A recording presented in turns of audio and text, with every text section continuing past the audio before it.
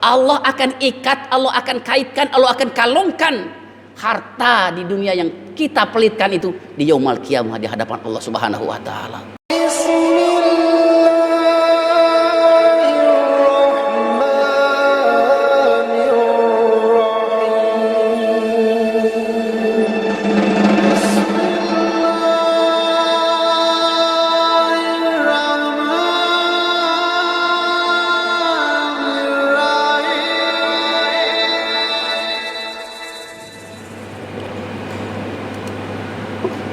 Bismillahirrahmanirrahim. Assalamualaikum warahmatullahi wabarakatuh.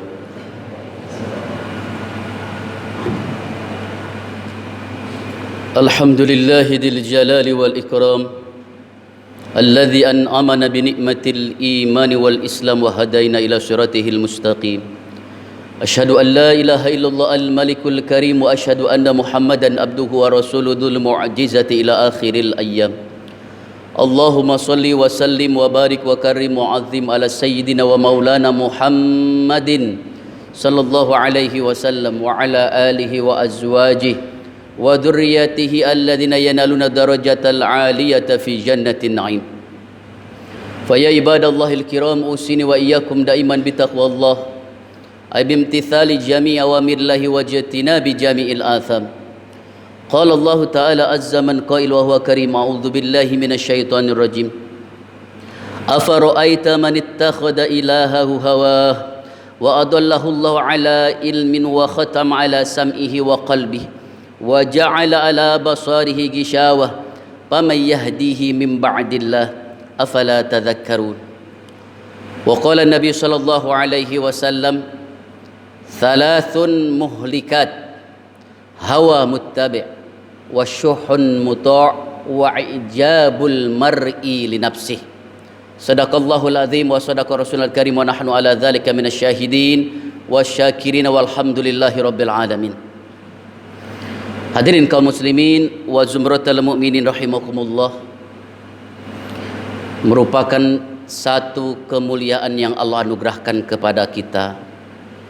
Setelah Allah limpahkan nikmat hidayah, iman yang diberikan kepada kita, maka Allah berikan kepada kita dengan nilai-nilai taufiknya yang mengarahkan kita untuk senantiasa taat dan patuh, tunduk untuk menerima perintah dan menjauhi larangannya. Syukur alhamdulillah, kesempatan ini masih Allah berikan kepada kita. Diberikannya kekuatan, kesehatan dan usia sampai dengan detik ini kita bisa menjalankan seluruh kewajiban dan juga kita menjalankan ketaatan kita dengan harapan mudah-mudahan seluruh amal ibadah kita, amal soleh kita dan segenap aktivitas hidup dan kehidupan kita yang merupakan amanah dari Allah, mudah-mudahan semuanya tanpa terkecuali ada dalam qabul dan ridha Allah Subhanahu wa taala. Amin. Summa amin ya Allah ya rabbal alamin. Hadirin kaum muslimin wa zumratul mukminin rahimakumullah. Tanpa harus saya tanya satu persatu di antara kita, kita ingin hidup ini tidak berada dalam kenistaan, dalam kehinaan atau kebinasaan. Kita ingin hidup penuh dengan keselamatan, kedamaian, dan juga tentunya adalah kemuliaan. Dan ini bukan hanya dalam kehidupan di dunia, tapi juga dalam kehidupan yang abadi di akhirat kelak. Namun tentunya baginda Rasul memberikan wanti-wanti kepada kita. Seperti apa agar kita bisa hidup ini selamat, hidup ini mulia, tidak terjerumus ke dalam jurang kenistaan, kehinaan dan kebinasaan. Maka baginda Rasul mewanti-wanti dan memberikan isyarat kepada kita. Hendaklah kita mengetahui beberapa faktor, beberapa poin yang dimana 3 poin dalam hadis baginda Rasul yang justru ini ada yang akan membinasakan manusia baik secara pribadi ataupun secara keumatan. Yang mudah-mudahan dengan khutbah singkat ini kita bisa mengantisipasi, bisa menjauhi dan sekaligus kita bisa menintrospeksi. Karena jangan sampai ternyata kita ingin hidup selamat, ingin hidup mulia, ingin hidup bahagia, ingin hidup sukses di dunia sampai di akhirat, malah masuk ke dalam jurang kenistaan ini. Baginda Rasulullah SAW mengatakan dalam salah satu sabda yang diriwayatkan Imam At-Tabrani, salasun muhlikat, ada 3 faktor yang akan membinasakan manusia secara individu ataupun secara keumatan. Mana yang 3 ini? Yang pertama kata baginda Rasul, agar terhindar dari kehinaan dan kebinasaan adalah hawa muttabi'.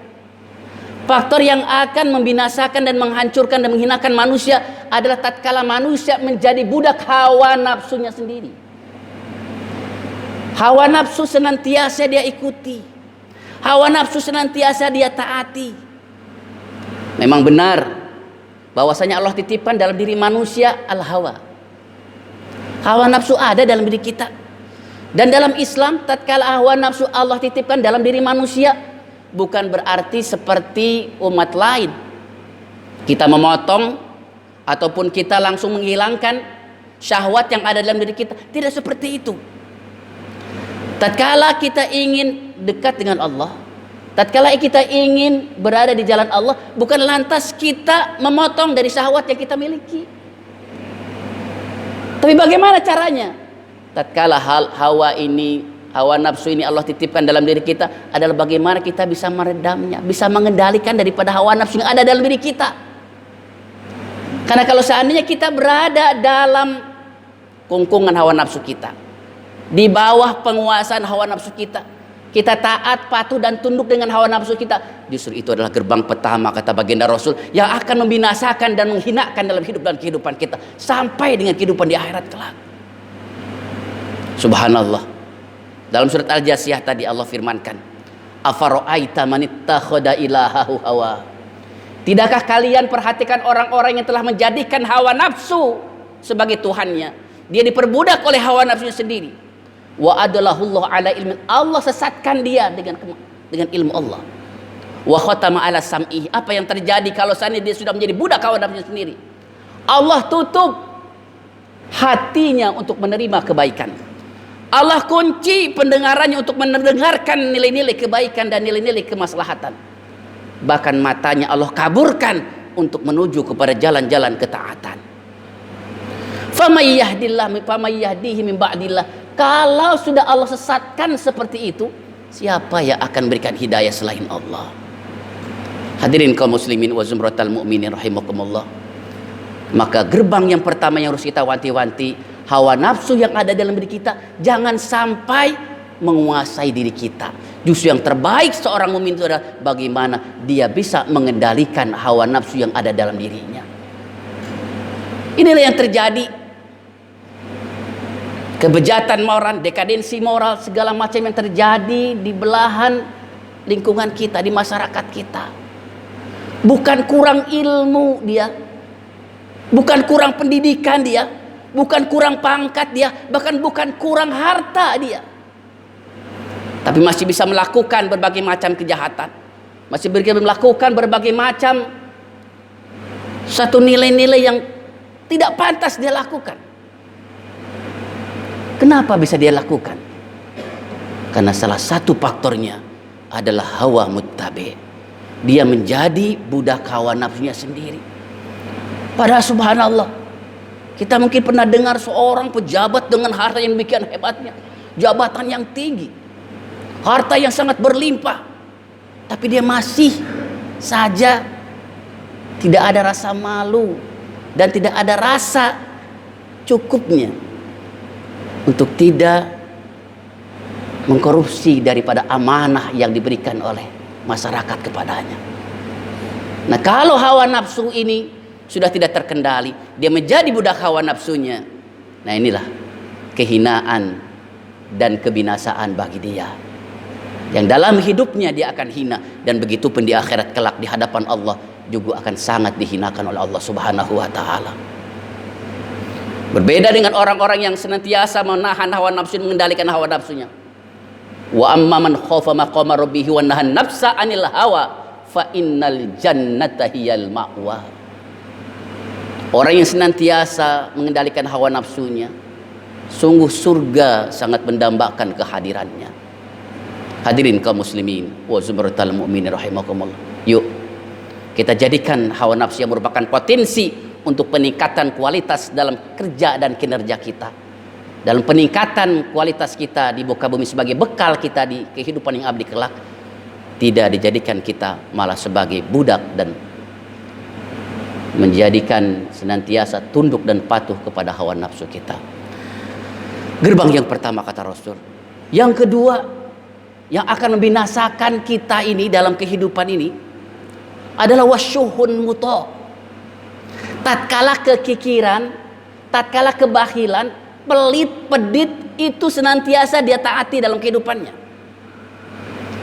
Jangan mengira harta yang Allah anugerahkan, jangan mengira jabatan yang Allah berikan, jangan mengira kekuasaan yang Allah anugerahkan kemudian tidak digunakan sebagaimana mestinya. Harta yang berlimpah ternyata dipakai dengan kekikiran dalam hidup dan kehidupannya. Jangan mengira semuanya akan bernilai baik dan kebaikan dalam hidup dan kehidupan. Justru itu adalah gerbang kedua kata baginda Rasul yang akan membinasakan kita dan bahkan akan menghinakan kita di yaumul qiyamah kelak. Allah Subhanahu wa taala berfirman dalam salah satu ayatnya, wala yahsabanna alladziina yabkhuluna bima atahumullahu wa khairul bal huwa syarrul lahum. Subhanallah. Jangan sekali-kali mengira bahwa harta yang kita kikirkan, yang kita bakhilkan, yang kita pelitkan akan bernilai kebaikan dalam kehidupan kita. Tidak, kata Allah. Justru adalah kehancuran dan kebinasaan baginya. Sayutawwaquna ma bakhilu bihi yaumal qiyamah. Allah akan ikat, Allah akan kaitkan, Allah akan kalungkan harta di dunia yang kita pelitkan itu di yaumul qiyamah di hadapan Allah Subhanahu wa taala. Nauzubillah summa nauzubillahi min dzalik. Dalam kondisi pandemik seperti ini, mungkin penghasilan berkurang, pendapatan menurun. Tapi itu tidak menjadi alasan bagi kita untuk tidak bisa berbagi, tidak peduli, tidak bersimpati dan empati kepada saudara-saudara kita yang mungkin lebih membutuhkan daripada kita. Syukur alhamdulillah. Dengan pendapatan yang buruk kita masih bisa mendapatkan pendapatan. Coba lihat saudara-saudara kita di sana. Subhanallah. Dengan pandemik yang Allah berikan kepada kita, ujian yang luar biasa ini memberikan dampak yang sungguh luar biasa. Justru dengan kondisi seperti ini tantangan dan ujian keimanan kita kepada Allah Subhanahu wa taala. Sejauh mana nilai keimanan kita yang sebenarnya. Tidakkah Allah firmankan dalam ayat yang lain, seorang mutakin yang sebenarnya adalah orang yang siap untuk bisa membantu, empati, simpati kepada saudaranya dalam kondisi sulit, apalagi dalam kondisi dia mampu. Wasari'u ila maghfiratin min rabbikum wa jannatin arduhas samawati wal ard uiddat lil muttaqin. Siapa mereka yang mendapatkan surga yang begitu luas, hamparan seperti langit dan bumi, kata Allah. Alladzina yunfikuna fis sarra'i wad dharra. Mereka adalah orang-orang yang siap untuk berbagi, untuk berinfak dalam kondisi susah ataupun dalam kondisi mudah. Subhanallah. Kotak-kotak infak di masjid-masjid dan di musala itu bukan ornamen dan hiasan masjid, Pak. Itu adalah merupakan panggilan Allah dengan melalui para pengurus masjid dan para pengurus DKM untuk menitipkan apa yang ada dalam diri kita yang nanti suatu saat nanti akan kita pintakan kepada Allah. Anak-anak yatim bukan hanya sekedar untuk bisa dilihat saja. Masjid dan mushola yang belum selesai, pesantren dan madrasah yang perlu dibantu, datang mereka kepada mereka. Karena sesungguhnya yang butuh itu adalah kita. Di mana tempat kebaikan itu berada, disitulah kita akan titipkan kepadanya dengan kemampuan semampu yang kita miliki. Karena sesungguhnya yang pelit itu, yang kikir itu, bukan hanya Allah tidak cinta kepadanya. Ba'idun minallah wa ba'idun minan nas wa ba'idun minal jannah. Al-bakhil, yang pelit itu akan jauh dari Allah, jauh dari manusia, dan jauh dari surga. Sebaliknya al-bakhil qaribun minan nar. Dia akan dekat dengan jurang nerakanya Allah. Bahkan sesama orang bakhil sekalipun itu nggak mau dekat dengan orang yang pelit, padahal dia juga sama pelit, nggak mau dia dekat. Maka jangan sekali-kali punya prinsip semakin tidak mau berbagi akan semakin tambah penghasilan. Tidak, Pak. Justru semakin hebat untuk berbagi, semakin kuat kita untuk sedekah, semakin Allah akan tambah nilai keberkahan dalam harta dan apa yang kita miliki. Amin. Summa amin ya Allah ya Rabbal. Yang kedua dan yang terakhir, kata baginda Rasul, jurang yang akan menistakan dan menghinakan manusia kita adalah wa'ijabul mar'i li nafsih.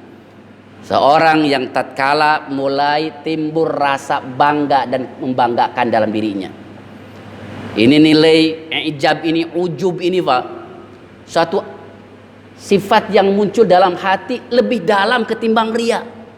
Terkadang orang selamat dari sifat ria, tapi tidak selamat dari sifat ujub. Dia sedekah mungkin bersembunyi-sembunyi. Dia sholat mungkin tidak kelihatan sama orang. Dia berbuat kebaikan tidak kelihatan sama yang lain.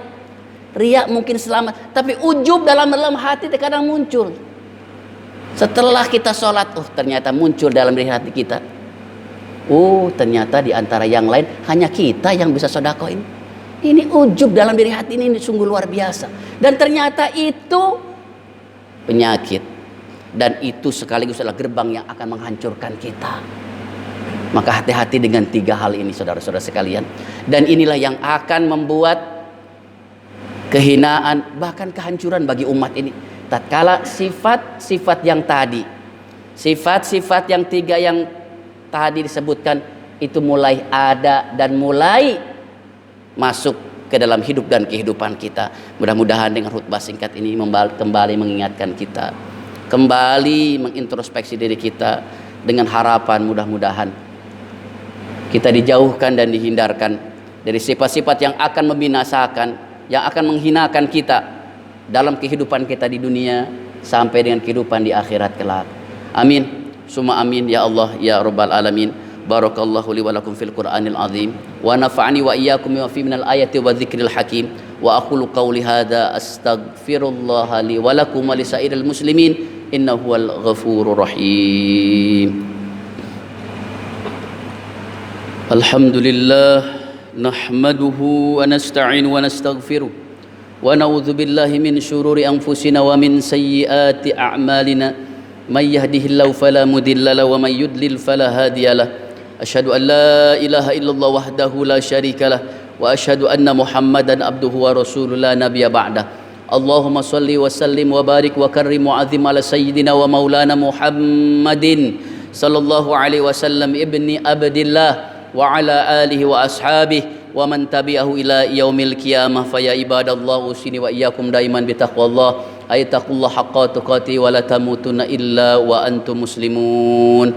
Mari kita tutup khutbah singkat ini dengan doa tadarrur takhusyu dan munajat kita ke hadirat Allah Subhanahu wa taala yang mudah-mudahan dengan doa yang kita panjatkan dan diamini oleh para malaikat yang hadir bersama kita pada kesempatan siang hari ini, mengamini doa kita yang mudah-mudahan dikabulkan seluruh harapan kita, seluruh hajat kita, seluruh keinginan kita, baik untuk kehidupan di dunia dan kehidupan agama serta akhirat kita, khususnya adalah untuk kita, anak, istri dan keluarga kita, dan juga untuk lingkungan di mana Allah takdirkan kita menjalankan kewajiban, wabil khusus Bandara Internasional Soekarno-Hatta, PT Angkasa Pura II Group dan seluruh instansi terkait di bandara ini kita doakan.